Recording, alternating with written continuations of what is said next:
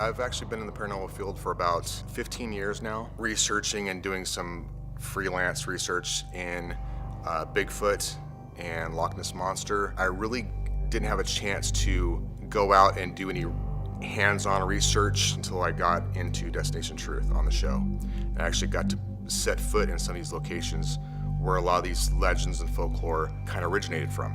My thoughts on EVPs are actually pretty simple. There is no discernible evidence that I've seen or I've been told or come across that would say something is definitely haunted or originally paranormal because of only an EVP. I think it's one piece of evidence that is used in a bigger picture to kind of help facilitate or bring us in a direction to show us whether a particular location is haunted or not. There needs to be some kind of universal parameters that we kind of reflect back to and we kind of reference when we investigate or research EVPs.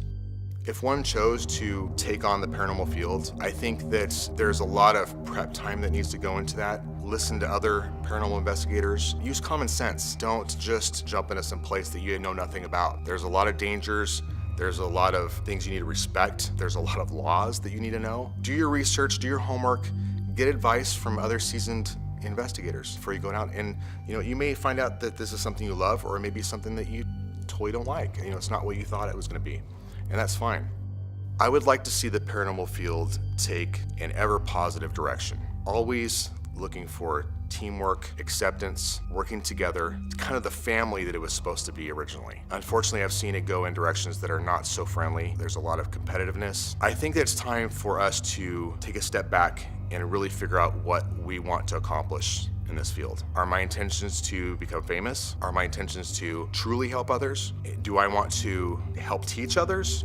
Do I want to help families that are under negative energy or having some fear in their lives because of something they don't understand? Or do I just want to be the best paranormal investigator out there? These are all questions that you need to ask yourself if you're going to come into the paranormal field. Or I think if you're in the paranormal field right now, I think that you need to ask yourself, what are my real reasons for being here? The one that really comes to mind off the top of my head is the Jungle Temple in Thailand that we investigated on Destination Truth. That was the first investigation where I'd actually been physically touched by some unseen force. During the EVP session, I felt what seemed to be hands around my neck. It seemed like there was something choking me, physically choking me. Not something that I had inhaled, and it wasn't a bug, it wasn't anything like that. It was something that I actually felt an external pressure on my throat. And that had never happened to me before. This is my first experience with that. So it really was an eye-opener for me. It instilled a lot of fear in me at first, which kind of quickly subsided into anger because I didn't want to be touched like that by anybody, especially a spirit. And I did not go back in that building after that.